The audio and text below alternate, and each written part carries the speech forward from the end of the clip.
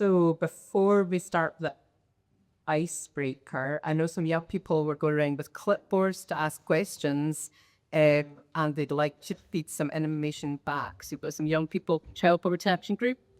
Still white. Got my point. Yep. Yeah, that's Remy. Yes, actually that way. Is that on, yeah? I don't know. Hello, sir. Hi, we've got a person in Backstown who have been going round and they were asking young people and adults in the room what they think is the biggest challenge facing young people living in Scotland today, and they just want to feedback some of the things that they hear here. So go for it. Hi there. Here are some information we gathered from talking to everyone in the hall. Lack of unique interest, lack of resources in school, transportation, access to child-friendly areas, cost of living, and only home. Family money balancing, bullying, peer pressure, not enough opportunities, lack of equality, poverty, trying to fit in, lack of support, climate change. Thank you. Soil systems is Yeah, there was, yeah. I've got tax region issues to get us started as well. Thank you. And we're just going to do some introductions along the panel to get us started. So if you wouldn't mind saying your name, which party you're representing, and also very important strategic question, what's your favourite kind of pizza topping? Hi everyone, my name is Folly Sadlin and I am standing for the Scottish Labour Party right here in Glasgow Central. The pizza question stresses me out slightly. I'm celiac, so I can't eat pizza, which is the saddest thing that has ever happened to me. But if I was to eat pizza, it would be cheese all the way. Hey, my name's Shelley and I'm from here representing the Scottish National Party. I'm standing in Dunfermline constituency over in Fife, and my favourite pizza topping is tuna. Oh my, that's Or Follow that. And I'm Paul McGarry from the Scottish Liberal Democrats. I'm standing in the central Scotland and West Lothian region. And for me, probably controversial again, I like chicken and black olives, a wee custom. Okay, and a wee bit the posher end now. You know, I'm going to add to posh pizza topping, so it puts me. Okay, I'm Patrick. I'm one of your regional candidates for the Glasgow region for the Scottish Green Party, so I'll be standing to represent the whole city. There's a wee deli near me that does a spicy sausage. I crumble some of that on and some red pepper and some chilli, please. So that's I like elf pepper, chicken teeth on it. Nice, very good. I'm going back to the course toppings because I like a bit Parma ham and rockets. Sorry. Yeah, right about it. So, okay, back to you for the icebreaker. So, we have a game called Stand Up, Stand Down, and that will be our icebreaker. So, our slides already good. So, the first question will be: are Yati eats a cake or a biscuit? Stay sitting for the cake, for cake course. Stand for biscuit.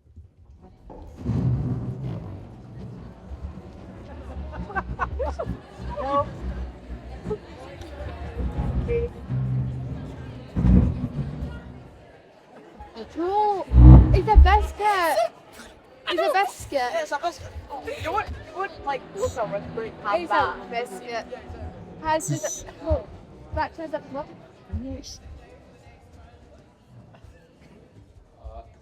What is that? Domino for McDonald's. Stay sitting for Domino's. Stay for Stats for Packs. Why would you like McDonald's? I don't really hate Domino's. It's you guys are. I don't like Domino's.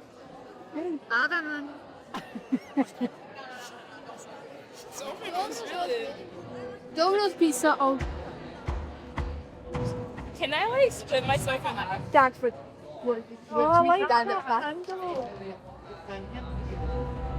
Make sure you know those. I'm not having cat ones in with sparkle. You don't like. Okay, I'm like you. I'm like, yeah, exactly. Also, yeah.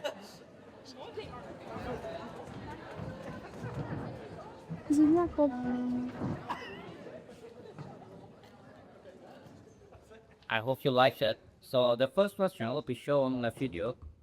Look at this. When are you going to make prices lower? How are you going to do it? The first to answer will be Pine.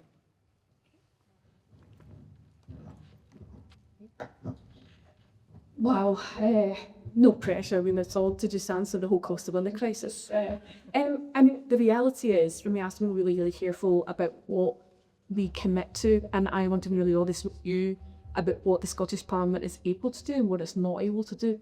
So the Scottish Parliament at the moment has got no powers over set prices that you pay in the shops. And what the Scottish Parliament, the Scottish Government can do is make sure that families have got enough money to live on to be able to pay the bills. So the Scottish Labour Party is committed that they will maintain the Scottish Child Payment and also raise that to £40 a week for people who've got families who put children under one. And the UK Labour Party has recently just lifted the cap on universal credit and the number of children in a family can be entitled to that. So that means for me, first of April, families will now be able to have a little bit more money in their pockets if you could win 2 children. It's been a long time coming. It's honestly called one of the policies that most offended me. As someone that's interested in politics, I'm very, very pleased that that has been lifted. That's supposed to be UK government that's able to do that. The Scottish Government is quite different. But the other thing just to say as well is the role of good quality work and opportunities for good quality work can't be ignored within this when we're talking about families being able to afford things that they need, being able to have the skills and the opportunities, the training, the education to be able to get good quality jobs that pay well and allow families to do well is really, really important. So the Scottish Labour Party and big commitments around about 9,000 new apprenticeships for young people, maintaining free higher education at university and also invest them in our world-class colleges, which do so much to help children be able to develop skills that they need. I appreciate it. So every speaker will have 1.5 minutes to answer. And then our colleague will give us a signal. So we've got to tell you that little bit about noticing. So Charlene will come next.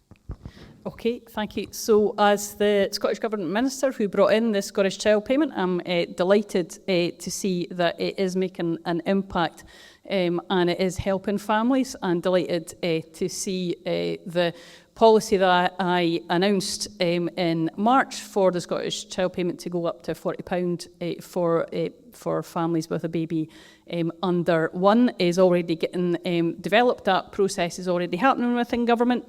We can change prices. We have public health powers within the Scottish Government and the Scottish Parliament. We've already done that with minimum unit pricing for alcohol. And there is a public health measure that we think we need to take when it comes to the cost of food, because people's nutrition are being damaged. So we will look to reduce the prices of staple goods in the shops. And you can also take costs away from people, which is why the Scottish Government, the Scottish National Party, is proud to deliver free tuition at universities and also the under-22s bus pass. So it's not just about reducing costs, it's about taking away some costs entirely. Similarly to what was said, a lot of it's UK-wide, and so there's things such as a social energy tariff that we want to introduce, which means that families who essentially can't afford energy would be put on that social tariff and pay less in energy costs.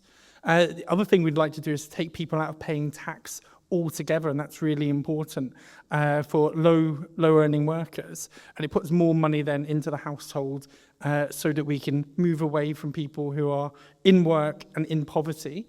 And I guess the other thing is really important is supporting small businesses that are local, because we think it's absolutely ridiculous that small local shops pay more in tax than large supranational supermarkets do when you look at their actual wage bill, and that impacts on the local community. And certainly when you look at things like when COVID happened, a lot of the support in communities were coming from small businesses and local businesses, not necessarily from the nationals. And so we really need to protect them and not give back to them. So there's work that the Scottish Greens have pushed for, often successfully, in the last session of the Scottish Parliament to cut prices. Things like rent controls mean that the price of people's rent is not rising in the way that landlords would like it to rise.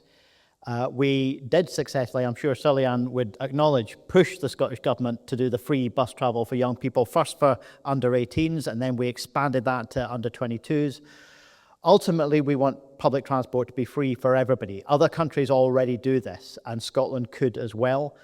We want to, first of all, push the free bus pass out to everybody under 30 and then go further and make public transport free.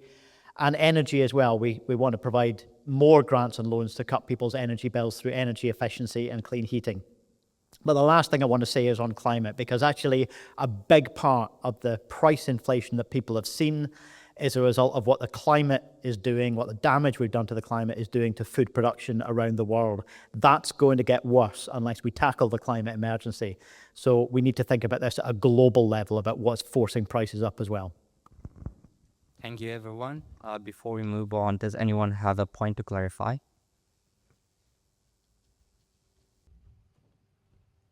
Are you happy with the answers that you got? Anybody want to follow up?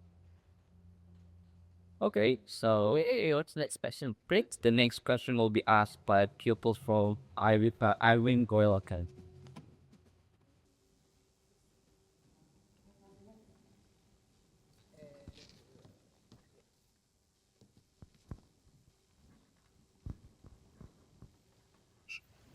Since the NCRC is now part starts on family meeting and children rate a standard way or by the party have to care about it.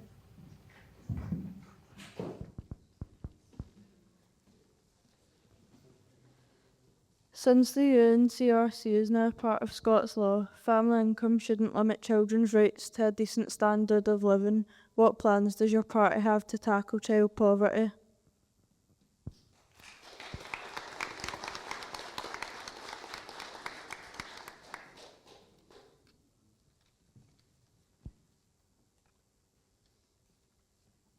Let's start from Charlene this time.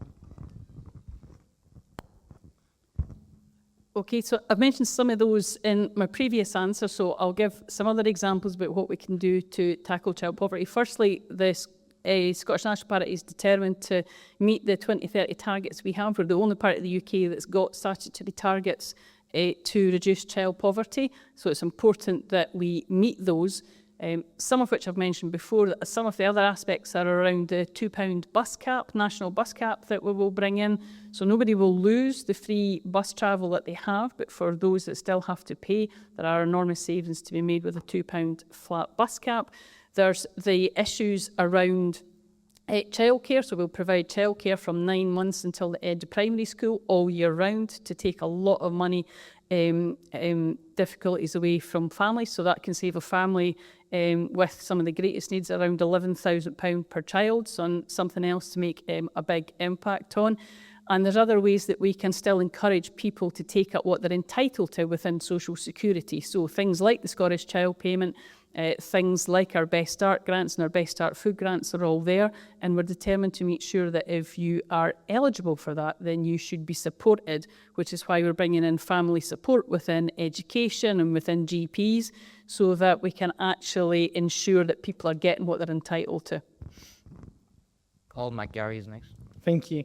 So not to cover too much of my old answer, and it looks slightly differently to one of the answers, is those who are in the most desperate need of poverty, and that's particularly children and young people who are without a house. And 43 children in Scotland are made homeless every day. And for me, that's one of the areas I'm really passionate about, is ensuring that every young person has a stable home. But we also can address that poverty and that indifference. So one of the things that we've introduced, it was one of the ideas that we put in our manifesto that I had, was to ensure that every young person who's experienced homelessness, whether that's temporary accommodation or being displaced completely, will have the same support that someone who's care experience will have, and will continue to have support, because there's huge setbacks that happen when somebody is displaced or in poverty, and we want to try and redress some of that and to tackle some of those disadvantages. So that's a really important thing for those who are in the hardest form of poverty and actually don't have a home.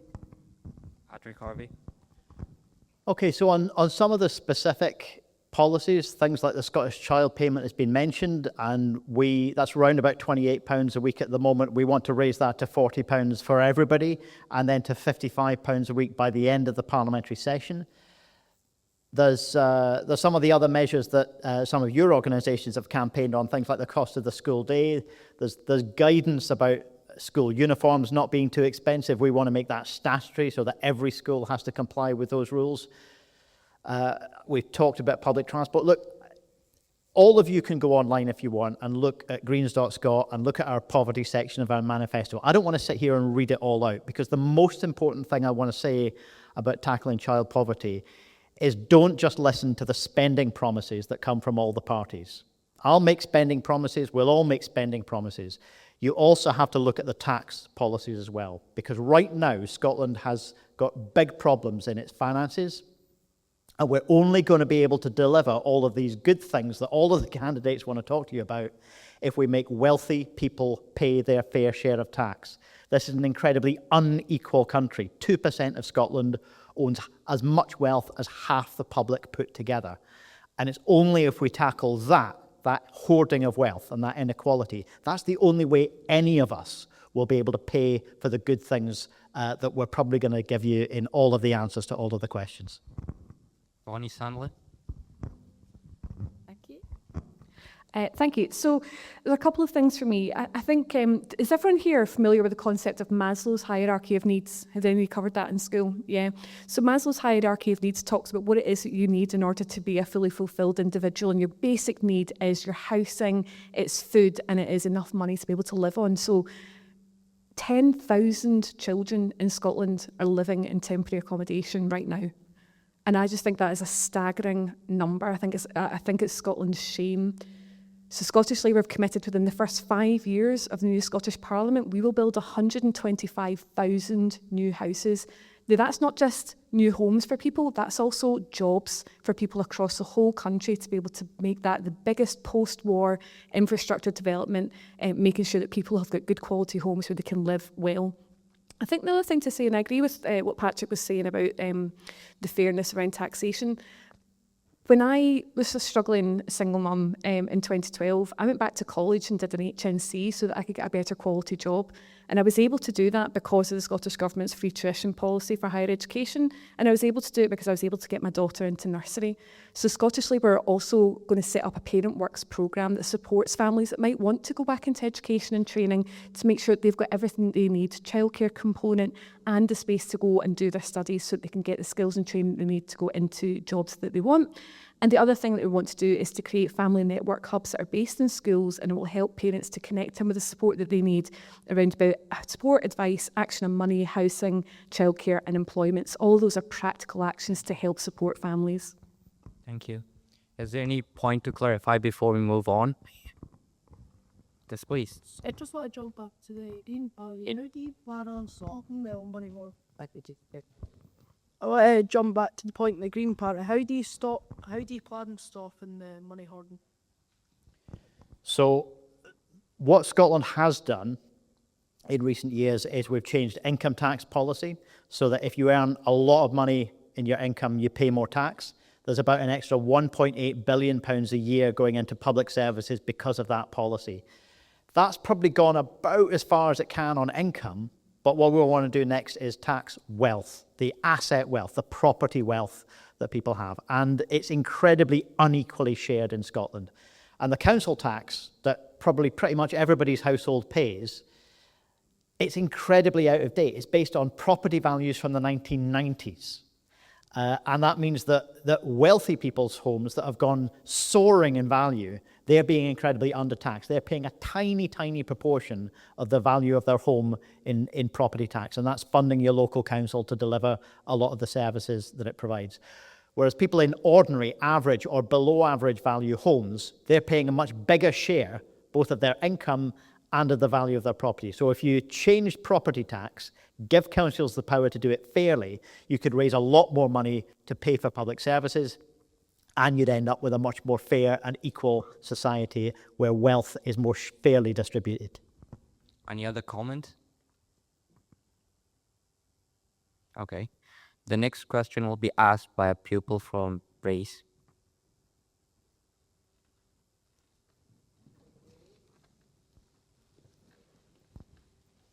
If you're in darkness, We are part of the Cost of the School Day Voice Network, and our manifesto sets out what thousands of young people want you to be doing to make sure money doesn't affect our time at school. Things like help with school trips and food, devices, affording uniform, and the right support when we need it. How do you plan to tackle the cost of the school day once and for all?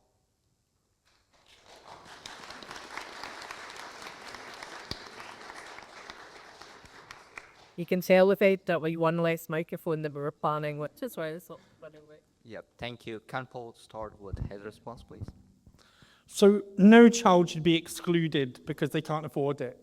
I mean, I certainly was sharing with some of the young folk when we were talking about outdoor education, that when I was younger, we were from a poor family, and I was literally the only student in my year group who didn't go to the end of primary school trip. So I had to stay home whilst everyone else went off, and all my mates came back and shared all these stories. And it was something that stayed with me for years and years. And actually, it's a big part of why we've helped to fund a group of parents to make sure that every student can go to these trips. And I'm pleased that actually the Scottish Parliament, just before they broke up, actually passed a law to make that happen and passed a bill to make that happen. Some of the things that we'd look to do is to continue the provision of school clothing grants and proper funding for schools so that your schools have more money for students who are disadvantaged through the Pupil Equity Fund, and to ensure that's properly funded to help students who are from poorer backgrounds. So I think it's really, really important. And it's something I personally believe in, and I'd certainly look to welcome and speak to the groups, because your ideas at what you're doing are absolutely brilliant, and hopefully we can share that across other schools across Scotland, the excellent work being done there, and that's some of the other schools we spoke to today. Patrick. Yeah, so I mentioned earlier about school uniforms as well. There is already guidance that says that school uniforms should be, using kind of non-branded. You don't have to use expensive brands to make up a school uniform. You don't have to have something that comes from a specialist supplier. You can use stuff that you can buy in the supermarket or whatever. We want to make that guidance mandatory so that every school has to comply with it, and so that the cost of a uniform is always covered by the clothing grant. We talked about free bus travel. I'm also really passionate about making sure that everybody has got access to bikes. Cycling to school is absolutely the norm in lots of other European countries, including those that are hillier and wetter than Scotland. And it's something that's empowering, and I think just a lot more fun than being on a bus anyway. But and school meals as well. We've pushed the Scottish Government to expand free school meals. It's not just that some people should get free school meals. Having free school meals universally for everybody removes the stigma and the difference between people who get free school meals and people who don't. So making free school meals universal for everybody. We've already done that up to most of primary school. We want to finish rolling that out to the rest of primary school and start expanding it into the secondary school age groups as well. Bonnie. Thank you so much. So, first of all, can I just say that this manifesto is absolutely fantastic. So well done to all the young people that were involved in putting that together. I was involved in some of the costs. Sorry, that's an awful echo. Is that bad for you as well? Is it all right? No? Just me, okay. I was doing some of the cost of the school day work when I used to work for Children First. It's really exciting to see this become led by young people. I think, again, just to go back to some of the things that I'd said already, I think making sure that families have got enough money to be able to cover the basics is really important. So the Scottish Child Payment absolutely has to be a core part of that, but making sure that families are able to access work opportunities so that they've got an income that they're able to use effectively, and topping that up as needs be, so that no family is having to make horrible decisions like, do I put on the gas tonight so that the house is warm, or do we buy some food that we actually want to eat? I think as well, Scottish Labour committed to maintaining the free transport for under 22s. Like, my daughter, who's 17, loves a bus trip to Edinburgh every so often. I'm like, where is she? Yes, she's away to Edinburgh as well. I think the other thing as well, just, we mentioned earlier on, the UNCRC is really, really clear about children's rights, and actually what perhaps I think we haven't talked so much about is how do we enforce those rights and how do we make sure there's accountability where children's rights are being breached, particularly around about things like having the equipment that you need to be able to have a really positive school experience. So yeah, I'm really excited by this manifesto, and I'm definitely going to take this back and talk to some of my colleagues about it. So it's really good to see the work that's been done by the Cost of the School Day project come into fruition in the manifesto. It was one of the projects that's been supported by the Scottish Government in the past. And it is really making a difference. Some of the things we've already done when we were in government previously was we give councils money to ensure that they don't charge families for core curriculum. So if you were taking home economics or you were taking technological studies, you were getting additional costs that were getting charged to you, and it was putting people off taking them. So that has been scrapped. The school clothing grant is really important. We're committed to that going up by inflation. The uniform part is a part, again, which actually the Scottish National Party and the Scottish Greens worked very well on together, myself and one of Patrick's colleagues, to make sure that that guidance is there and it's making a difference. Free school meals are important. We need to get it to universal free school meals within all primary, but then also have support within secondary schools for people as well. Breakfast clubs, we're also committed to for the whole of primary school. And we'll have that in place by the end of 2027. And folks might have heard of the baby box, which is something which the Scottish National Party introduced in Scotland, so that every child, when they're born, is presented with a baby box with all the essentials for life. And we intend to have something similar for that for starting school, to make sure that everybody's got a start for school box as well. Any comment before we move on?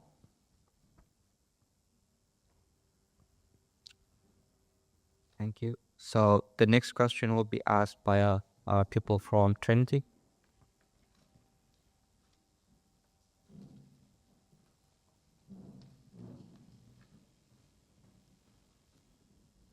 This year our schools and Bibus got national highlight years. This year, our school has been privileged to take part in a national pilot where secondary pupils receiving Scottish Child Payment get free school meal. We and 88 additional pupils at our school have personally benefited from this. We would like assurance that free school meals for children receiving Scottish Child Payment will continue and be rolled out everywhere when the pilot ends, as it is not fair to take it away from the families like ours who now rely on it.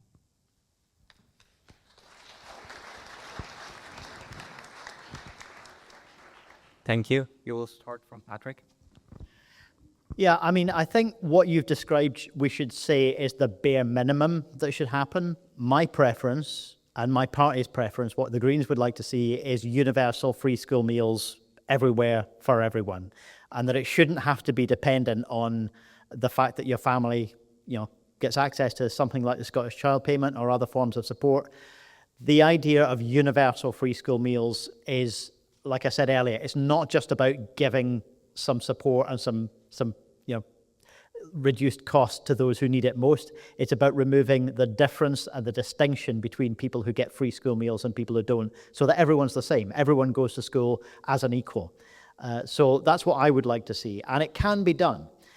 The cost of the meal that you eat in school is really a small fraction of the cost of your overall school day. If you think about how much it costs to run the building and to heat it, how much it costs to pay everybody who works in the school, how much it costs to design the curriculum and to make sure schools are working properly. Running schools and having school meals, the school food is a tiny fraction of the cost of overall running and providing free schools. So why on earth do we think of food as something separate that doesn't get provided free in the same way that everything else should be in your access to education? And food itself, I think, should be seen as education as well. Some of the schools that do this best, I know I'm running over time, some of the schools that do this best think of the canteen or the school food almost like it's a classroom, like you're learning as well about our relationship to food, where your food comes from and so on. So it should be seen as integral to education, not something that's separate from it. Thank you. Bonnie, please. So I perhaps controversially would need some convincing, and let me tell you why. So the first thing is I really want to see the evaluation of the pilot, and I particularly want to hear about what young people said about the experience, because I'm a mum of 4 kids. My boys they left school a long time ago. My girls are 19 and 17. Sometimes they might be up for a school dinner, but sometimes they're not. And I think what I really want to make sure is that we're not eliminating the option of choice from young people who might want to go home for lunch or might want to go to the shops and get a lunch. I think we want to talk about that. The ambition, I think, is great, right? And I also agree with Patrick. I think food it shouldn't just be a learning experience, but actually a social experience. Like when I'm wanting something fun to do with my friends, I go out and have dinner with them and we have a good chat over a lovely meal that we're enjoying. For me, there's something to be done about the quality of school dinners, which I think is not consistent across the country. I think it's the most diplomatic way I can say it. Sometimes school dinners are lovely, sometimes they could do with a little bit of work. So for me, the number one thing here is I really want to hear from the young people that are involved in the pilot. I want to see that evaluation. I want to see what the young people felt and what they did and whether they enjoyed participating and whether they actually had their free school meal every day. Because if they didn't, and if we're talking about introducing a universal free school meal that a lot of pupils wouldn't feel was for them, then we still got some more work to do to make sure that that is something. I think the social element of having a school meal together is something that we don't talk about enough, but is incredibly important for building good friendships and good relationships in the school community. Before we move on, what do you think about school dinner? Who just stand up, sit down? That's a good point by you. So, yeah. Okay, so we will move. Okay.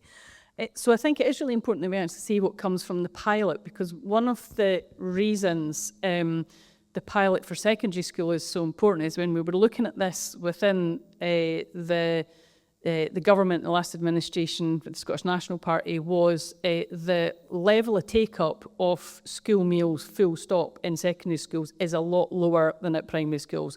Because let's face it, quite a lot of you like to escape at lunchtime and go up to High Street and go for something else. So if we're sitting there as a government and we're saying our solution to helping families with the cost of the school day is providing a free school meal, and not that many people want it, and not that many people are taking it up, then we could potentially sit there and go, well, we've solved that. We've got a free school lunch, but not many people are actually using it. So we do need to support young people at secondary school with the cost of the school day and the cost of lunch.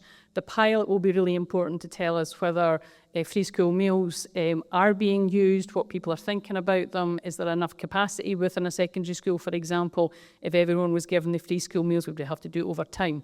So yes, young people at secondary school need support with free school meals as well, but we need to do it in a way where they actually might be genuinely interested in taking it up, because it might be something that's on offer, but actually not that many people are interested in taking up. Yeah. Sorry.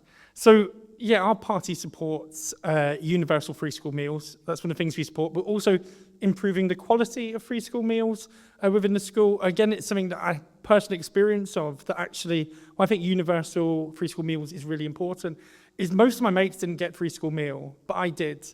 And so they'd go off and they'd play football, they'd go down to the shops, and often I'd go with them because I didn't want to be left out. But it meant that I didn't get my meal. And I'd go hungry, I didn't have the money to go and buy food from the shop. So I think universal is really important, and continuing that right through school and that culture, being able to go there, but also increasing the choice in how you can take that free school meal, whether that be to take food away, whether it be to have back lunches, to ensure that schools are really supporting students to be able to access that, but not feel excluded or feel singled out. The other really important thing is the quality of the food, to make sure that the quality of the free school meals that are being provided is high, is good food. My son at primary school mentioned to his teacher that the school meals that they were receiving didn't actually match what they were being taught about healthy dinners and a healthy, balanced diet. He was 10 years old, and he looked at it and went, that just doesn't match. And the school did take some action to try and do something about it. But that's really important. If we're teaching, this is what healthy looks like. We need to be providing that when it comes to free school meals in our schools. Thank you. Thank you. There was a bit of a murmur around the school meal question, so I'm now going to meander amongst you, partly because I can't really see you, so it's the only way to get closer. Anybody want tuna pizza for school meals? Do we have any opinions about where were the cost of the school day people? Be a bit further back. Any opinions about whether school meals good thing, bad thing?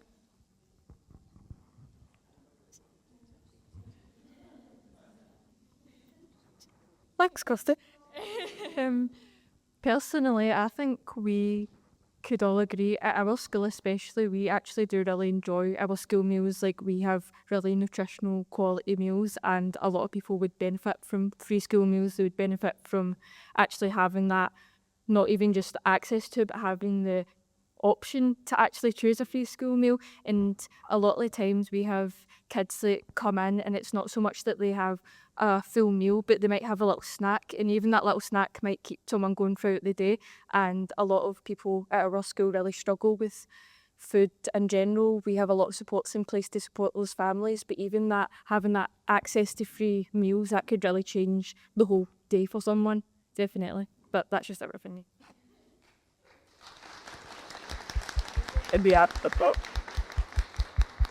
And for our questioner, would you like to add anything, or you could throw one of your colleagues under the bus and get them to answer?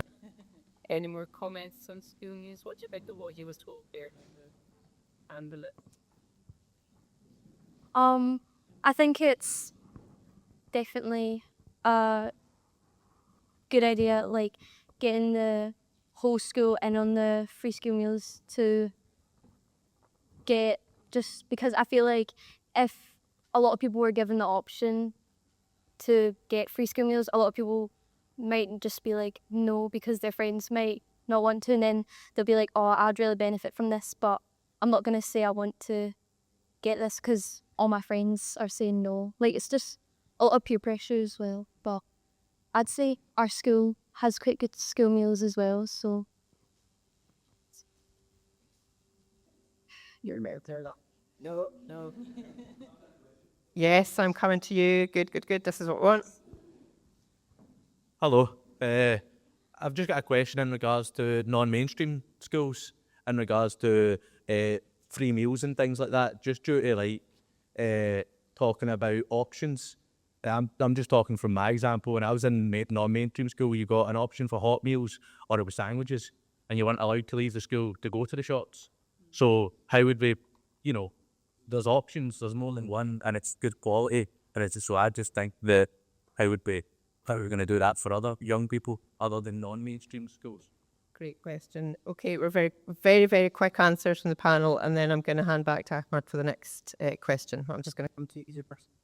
Yeah, I think there's no reason at all why we shouldn't be able to expect all schools, whether it's mainstream or non-mainstream schools, to provide school meals, to do it to high quality, and to provide good amounts of choice.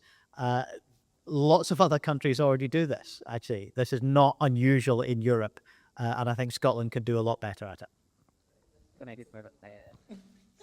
Yeah, as I said in my answer, I absolutely support choice, and I think that should be there. And I think that's really, really important. So thank you for sharing that. It's good to see that it was happening in your case. And yeah, it absolutely should be rolled out nationally so that people do get that choice. So there needs to be support in all types of schools, and it needs to make sure that it's actually inclusive for all children. So one of my daughters has also got celiac disease, and her views on the school meals provision in Fife is pretty negative because they don't provide well for celiacs. So she doesn't have a school meal, so you could have it free. She wouldn't be able to access it because, in her views, it's rubbish. But we need to also ensure that we've got material there for dairy-free, for those with allergies, halal compliant food. There's so many things that we need to make sure that it's not just enough to just have a free school meal. It's not just enough for it to be nutritional, which we do have legislation in place for, but it's got to be for every single child in every single type of school. Thank you. So a couple of things. I trained as an early years practitioner, so I was in nurseries working, and I think what really put me off the idea of school foods was actually sitting down with the boys and girls in the nursery one day for lunch when I was covering lunch duty, and they were having chicken burgers for lunch, and I was like, oh, chicken burgers, that's really cool. And it was a dry bun, a dry chicken burger and then some lettuce, some fairly brown lettuce. They couldn't have mayonnaise on it because that would tip them over the calorific count for the Eat Well plate guidance. So, I mean, I don't know if anybody here has ever tried to eat a dry chicken burger or a dry bun, but it certainly wasn't very appealing to me.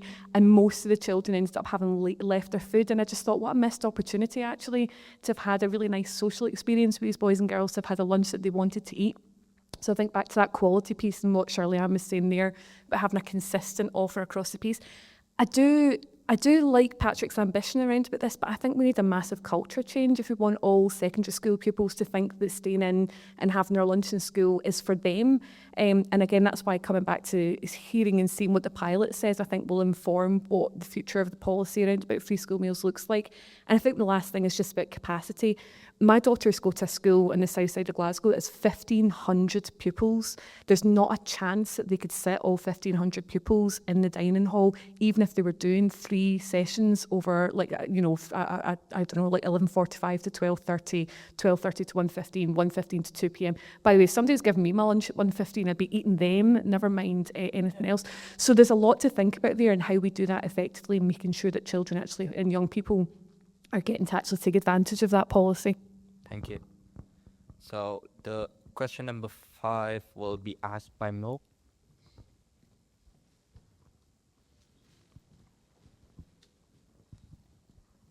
Hello, I'm a member of Young People Voices group. So first of all, thank you so much for being here today.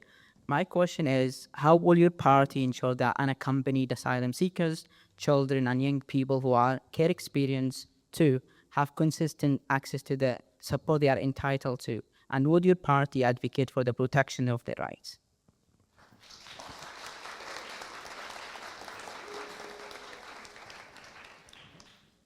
Starting from Wally.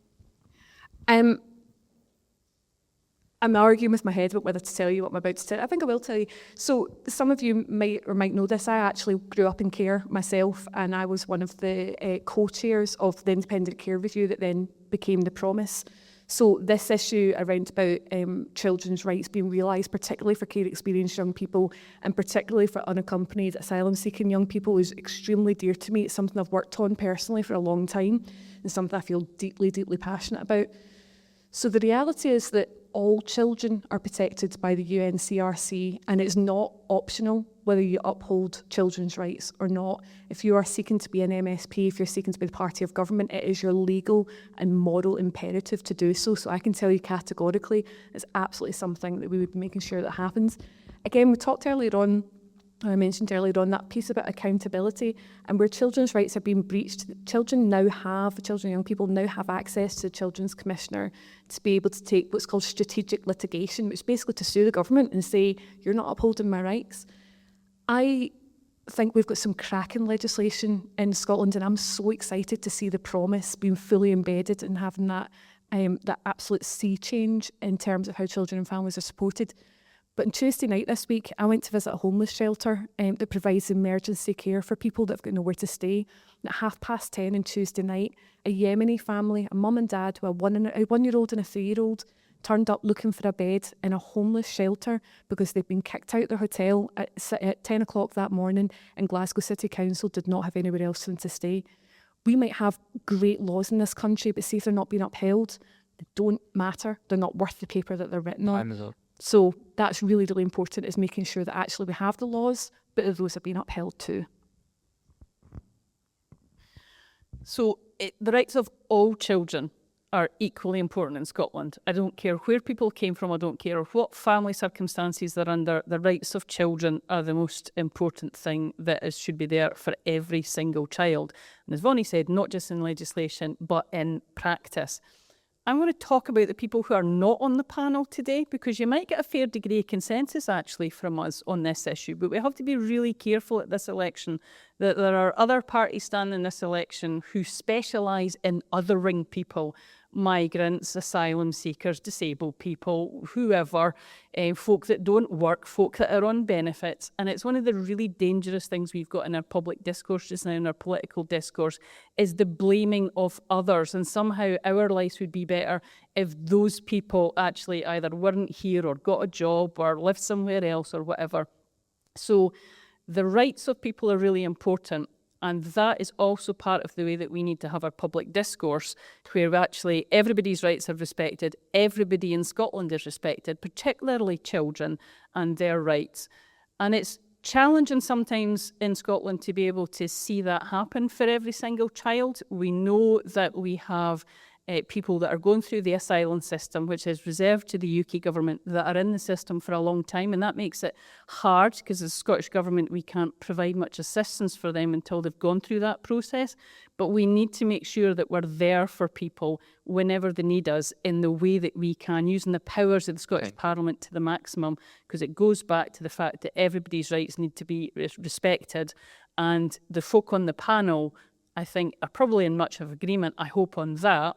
I think you would also like to think about the people that did not attend the panel today, that would have had other things to say about asylum seekers, really negative things, and we need to be really cautious about that. Yeah, absolutely. And I think you see agreement in terms of the parties here when it comes to unaccompanied young people. I want to particularly say the Guardianship of Scotland Service is exactly the type of model that we should be implementing, because it puts young people at the heart of it. And I think that's really, really important. And if I say, just to follow the point made there, when it comes to sometimes those voices get such a loud platform in our media, but I just want to say, and say this very, very loudly and clearly, we are united that, Scotland has a proud tradition of welcoming people, and that is something all the panellists here would absolutely agree on. And the Parliament will be formed of a majority of people who believe everyone is welcome here and does not believe in the othering of others. And sometimes when you turn on the news and you look at the media and you look at the voice that they're being given, it doesn't seem like that. And I know a lot of people, when I'm knocking the doors, that's what they're telling me, is they're really worried about it. But I just want to assure you, the next Parliament will be a majority that want to send those kind of voices packing. But I think it's really, really important. So thank you for raising that. And I think it's so important that we invest in ensuring that everyone's welcome, but also to continue that narrative and to be unified as a group of politicians, that that's what we believe in. Yeah, one of the last debates that we had in the final session of the Scottish Parliament was about the promise, actually, and it did show a lot of cross-party support for the principle, and I think we need to redouble our efforts for that. We also need to not kid ourselves that we'll ever reach the point where that's job done, that it's all finished. If you think of this as society as a whole and the government having the responsibilities of a parent, and the ongoing responsibilities of a parent for every generation that's coming through, you'll never reach a point where nobody's having struggles in their life. You'll never reach a point where every problem for every individual is fixed. So that responsibility to keep on making that effort to keep the promise, that will come back and back and back. In relation to asylum seekers, one of the biggest frustrations long-term for me as an MSP has been that the UK government doesn't answer our questions when we raise issues about how asylum seekers are being treated or mistreated in this country. They just won't engage with MSPs, even when it's about devolved issues like access to healthcare or education or housing. I think the way the UK government treats asylum seekers is nothing short of a scandal. And I think we do need to redouble our efforts to do what we can with devolved powers to improve that. Finally, I just want to really thank Shirley-Ann actually for the way you introduced that aspect of the voices that are not present here, because some of the loudest voices in our politics at the moment are just classic bully mentality. Some people cannot see a weaker person than themselves without wanting to punch down and blame them and stigmatize them. And that's happening in our politics. Politicians have got a responsibility to challenge that, but I think all of us in our communities and online have got a responsibility to challenge that as well, and to take that political debate back from that bully mentality. Thank you. Just as I'm sidling over to Mo to see what he thought about all of that, I know that Nicola Clean, the Children's Commissioner, somewhere here. Where are you, Nicola? Wearing him. Nicola's the one in the lovely yellow dress at the back. And Vanya had mentioned the Children's Commissioner and her role. So if you would like a wee blether with her, she's in the room. Mo, I'm just going to come to you to see, what did you think about what the politicians were saying there? Or the candidates, I should say, were saying? I do agree with them, and I'm glad the other party is not here today, which everyone knows who is. So, and thank you so much for showing us your support, and we are glad to be here today with you. And also, we are here glad to be happy to with you, and also we are here. Also, we're planning also in future to build school and then integrate with the community. Thank you so much. And I was just going to add to that, because it has been mentioned in dispatches that we've got a couple of parties that are not here tonight. We did have a candidate, Kyle Park, from the Conservatives, who was intending to be here tonight. Unfortunately, he's not feeling very well. But this event was organised by young people, and they chose not to invite Reform to take part. So they're not here because they don't want to be here. They're not here because the young people didn't invite them to be here. And that maybe says something in itself, I think, about, just as Mo was saying, you know, we're building an inclusive Scotland here. And so I think it's all been well said by the panel. Okay, back to you. Thank you, Mo. The next question will be asked by Sky.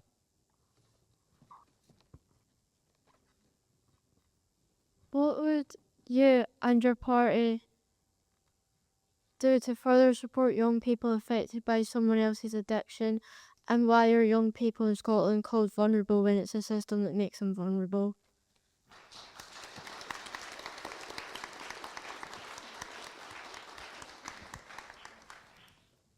Starting from Charlotte. That's a really good question and really well put at the end. One of the ways that we are keen to provide support for families, so both the children and their wider family, is through whole family support, which I mentioned earlier on, because we have services in Scotland that deal with addiction. We have services that deal with debt and money advice, and we've got services that deal with housing advice. And you need to know how the system works. You need to work out actually what you're entitled to do and where you can get it. And then you need to find the time and the confidence to be able to do all of that. And a lot of people are just, it is too complicated out there. So that's why it's really important that we actually look at providing support in places like schools or GP clinics, which we see happening in Glasgow, and we're wanting to extend, to ensure that actually you're looking at the whole family, so the child and their extended family, to see what support they need in the round, rather than looking at an issue or dealing with the child but not actually looking at what's happening at home, or dealing with what's happening at home but nobody's actually then speaking to the school. So in essence, one of the ways we're kind of trying to deal with this is through that whole family support, where the child and the family are looked after together. And that could be through a variety of different ways you could get introduced into that, or actually seek that assistance. The family can seek that assistance themselves. So it's not just in certain schools or in certain places around certain benefits. It's for the whole family, including the child, to be looked at and supported for whatever that is. Yeah, so I absolutely agree with the points that Shelley-Ann made there in terms of providing that additional support. Yesterday, we were at the City Mission and we were hearing a lot about what they've been doing to support families. And a lot of support is happening in the third sector. And we do need to go further, ensuring that actually those who are in families and experience addiction or whatever that might be are supported. And it's certainly one of those areas that I'd like to see included. At the moment, if you're care experienced, you receive continued support beyond years 16 into sort of 24. It's one of the areas that we want to see extended. That includes for people who have experienced addiction within the family, those who've experienced temporary accommodation or homelessness, because I think it's really, really important that we recognise those who've been disadvantaged for no reason in themselves, and ensure that as they progress, go on and live their life, that they live their life to their full potential. It's why I got involved in politics, was to ensure that people had the opportunities that I felt weren't necessarily offered. And so certainly that's what we want to do as a party, is to ensure that everyone is supported and continuing that support. In terms of the word vulnerable, I think that's certainly a really, really valid point. And I think that's something that we all need to consider and really look at, because I think you're right, it is a word that has a lot of stigma attached to it. I think that's what you're suggesting there. And I think that's important that we do consider that and how we might address that moving forwards. Thank you. Yeah, thanks for the question. It is a really complicated and difficult question, and there are so many different causes and underlying reasons why people have those experiences in their lives. For a long, long time, society's primary way of dealing with this was to punish and to judge and to stigmatize and to blame. And in recent years, things have moved much more in the direction of trying to support people and understand the reasons for behavior, whether it's addiction or other forms of harmful behavior or self-harming behavior. I don't think there is one single answer. Well, if there is one single answer, it's capacity for services. It's funding the services that are reaching out and working with people person to person. And again, that comes back to money. Are we willing to put the money in to provide those services? Because those kind of services, when times are tight, when councils and health boards are having to make cuts, those are the kind of services that will often get squeezed. So we need to put the money in. But underlying that, we need a society that's inclusive, that we need a society that meets everybody's needs. And whether somebody hasn't had their needs met because of something like poverty or neurodiversity or sexuality or discrimination that they've experienced, all of those factors and many more factors, or their experience of being on the receiving end of violence, all of those things and many other factors can lead people into an addictive path. So we need to be looking at a society that is inclusive and meets everybody's needs before they get into crisis. And the kind of support for mental health that I think is starting to happen now with services like the Nook, and I hope the next Scottish Government will roll that out so that people get access to those services before they hit crisis point. Thank you. Sky, would you like to say anything else? I'm just going to meander over to you because this is such an issue that's so important to me. And before I worked at Aberlour, I worked for a charity called Scottish Families Affected by Alcohol and Drugs. Longest charity name in history, I think we'll accept. But just through that, I know just from all of the conversations that I had over the years I was there, how many people are affected by somebody else's alcohol or drug use. So I know just by the law of averages that in this room, amongst young people and adults, there will be people with that experience. And it's so hard to speak out. So thank you so much, Sky, for bringing that question. Oh, sorry, did you not? Oh, sorry, I thought you hadn't asked. I'm going to come to you really quickly because we're running out of time. But did you want to say anything else? Or are you happy just to leave it there? Yeah, well, thank you for asking that question. I'm so sorry, Vonnie, for... Oh, you've got the mic. Thank you very much for being so brave to ask that question. I think I'll go to the question about vulnerability first. What you've talked about there is something called the medical model versus the social model. I don't know if you've ever heard that before. The medical model, it's usually talked about in terms of disability. It says there's something wrong with you because there's something wrong with you, there's a deficit. The social model of disability says you are disabled because society isn't able to accommodate you. So I agree with you. I actually hate the word vulnerable. It makes me feel a bit sick because I don't think it actually bears any resemblance to the reality, because most people that I know that are living in difficult situations are some of the most resilient people that I've ever met, not necessarily because they want to be, but because circumstances makes you so. In terms of what Labour would do, I think the first thing we have to talk about is when it comes to things like addiction, and I think this applies for serious health conditions as well, we have to get much better at taking a holistic approach to people. And what that means is, instead of just looking at you and being like, okay, you're an addict, looking at people and be like, okay, actually, you're living in a poverty situation, your house is full of black mould, you've not got the skills that you need to be able to go into the workplace, life is hard and you're not managing. So how do we wrap the sort of the support around about you to help you survive and thrive? The promise, I want to be really clear about this. I don't want to give anyone the impression that the promise is about care experienced young people. That was never the vision. The vision of the promise was about making sure that we got ahead of families having to have children taken into care by giving them the help and support that they needed well before it got to the point where children are being removed from their families. So that's the ambition. The reality is we know we can never fully prevent a system where children, for their own safety and well-being, have to be taken away from their families. But we want to make sure that we do everything that we can before you get to that point in time, and that means making sure you tackle some of those issues that drive addiction, and getting behind that is like our defining mission. If we do that, if we get that right, if we get the promise right, we will absolutely create the best sense of well-being in this country, and that is where everything good flows from. Thank you. And the last question will be asked by Auken Harvey, and the answer should be yes or no. Yes or no? Yes or no answer. Target this.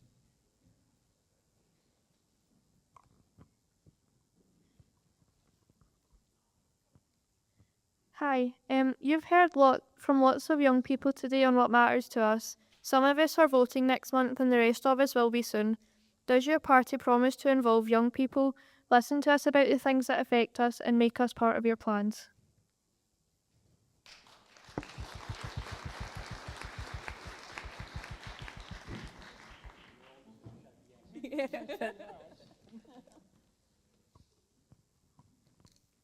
Yes or no answers? Go along the panel. Yes, absolutely yes. Hopefully I've already demonstrated in government that the answer is yes. Yes, and one of the things I really want to do if I'm elected as an MSP is actually provide an opportunity to work in my office for somebody who's care experienced or from low socioeconomic background or has experienced homelessness, because I think that's really important to increase access. Great offer there. That was more than a yes or a no answer. I really wanted to say it. 100% yes from me. Thank you. All right, thanks everyone. We are sadly out of time. We'd had a couple of extra questions came to us just today at the last minute. I'm so sorry we weren't able to put those to the panel. Huge thanks to everyone involved. The hugest of huge thanks to all of you for coming along and the people who've got you here, accompanied you here, chatted to you on the way. Thanks everyone for making that possible and for participating so enthusiastically. Thanks to our political candidates for taking part. And I wrote these notes beforehand, so I said a thank you to them for answering. So ... delete as appropriate, clearly, honestly, whatever. But I think, you got comprehensive answers, I think we can say. And also thanks for sharing some of your whole selves as well. I think that really brings everything to life. There's lots to think about, far too much to summarise, but there was so many important issues came up in the questions and the kind of chat between the questions and in the answers. Really a good insight to what's on your minds just now. Final thanks to our teams from Aberlour, Child Poverty Action Group Save the Children for the mammoth work organising behind the scenes and supporting this event. Huge thanks to my co-chair Ahmad, who was super organised, notes about notes.